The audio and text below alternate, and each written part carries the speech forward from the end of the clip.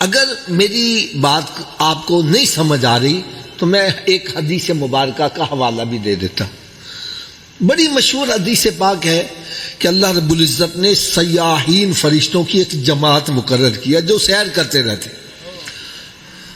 اور تلاش کرتے ہیں کہاں اللہ کے ذکر کی محفل ہو رہی ہے. شاہ صاحب یہ بڑی ایک نکتے کی بات ہے.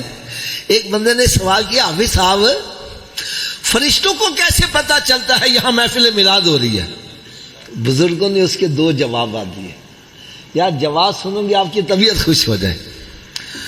فرمایا کہ پہلا جواب تو یہ ہے کہ رات کے وقت جب زمین والے آسمان کی طرف دیکھتے ہیں تو ان کو آسمان پر ستارے چمکتے نظر آتے ہیں.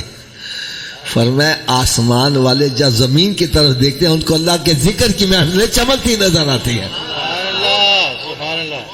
دوسرا جواب کیا دیا؟ فرمایا جہاں اللہ کا ذکر ہوتا ہے وہاں سے ایسی خوشبو نکلتی ہے پوری کائنات میں پھیل جاتی ہے, فرشتے خوشبو سونگتے سونگتے وہاں پر آ جاتے.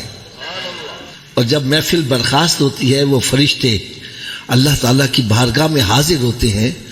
رب تعالیٰ سب کچھ جاننے کے باوجود پوچھتا ہے فرشتوں کہاں سے آئے ہو؟ وہ بندے کاہے کے لیے اکٹھے تھے؟ وہ کیا چاہتے تھے؟ عرض کرتے یا اللہ وہ چاہتے تھے ان سے تو راضی ہو جا. رب تعالیٰ فرماتا ہے ٹھیک ہے میں ان سے راضی ہو گیا.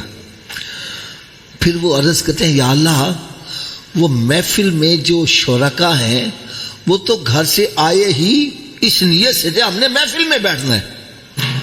ایک بندہ ایسا تھا وہ ایسے گزرتے گزرتے وہاں تھوڑی دیر رکا پھر آگے چلا گیا. وہ جو تھوڑی دیر وہاں رکا اس کو کس کھاتے میں ڈالا جائے؟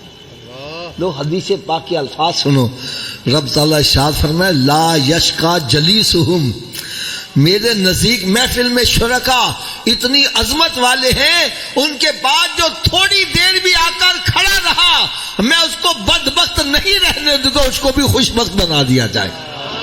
یا جو محفل کے تھوڑی دیر قریب آ کے کھڑا ہوا ہے اس کی بدبختی خوشبختی میں تبدیل ہو گئی ہے, تو جو محفل کروا رہا ہے اس کا کیا مقام ہوگا. یار